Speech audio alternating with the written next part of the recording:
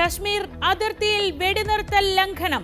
നിയന്ത്രണ രേഖയിൽ ഇന്ത്യൻ സൈനിക പോസ്റ്റുകൾക്ക് നേരെ വെടിവെച്ച് പാക് സൈനികർ, തിരിച്ചടിച്ച് ഇന്ത്യ.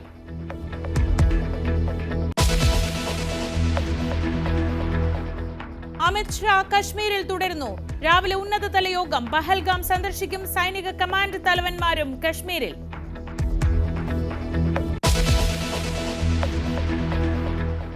ആക്രമണത്തിൽ കൊല്ലപ്പെട്ട മലയാളിയുടെ മൃതദേഹം വൈകുന്നേരം കൊച്ചിയിലെത്തിക്കും. മരിച്ചത് പാലാരിവട്ടം സ്വദേശി എൻ രാമചന്ദ്രൻ. ഭീകരരുടെ വെടിയേറ്റത് മകളുടെ കൺമുന്നിൽ വെച്ച്. കൊച്ചിയിൽ നേവി ഓഫീസറായ ഹരിയാന സ്വദേശിയും കൊല്ലപ്പെട്ടു.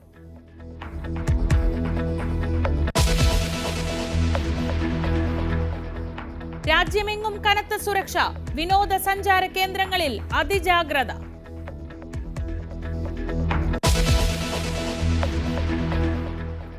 ലോകമൊന്നടങ്കം ഇന്ത്യക്കൊപ്പം. പ്രധാനമന്ത്രിയെ ഫോണിൽ വിളിച്ച് ഐക്യദാർഢ്യം അറിയിച്ച US പ്രസിഡന്റ് ഡൊണാൾഡ് ട്രംപ്. ഭീകരതയ്ക്കെതിരെ പോരാടാൻ ഒന്നിച്ചുണ്ടെന്ന് ഇസ്രയേൽ. ന്യായീകരണമില്ലാത്ത ക്രൂരതയെന്ന റഷ്യൻ പ്രസിഡന്റ് വ്ളാഡിമിർ പുടിൻ. ആക്രമണത്തെ അപലപിച്ച് സൗദിയും UAEയും ഇറാനും മറ്റ് ലോകരാജ്യങ്ങളും.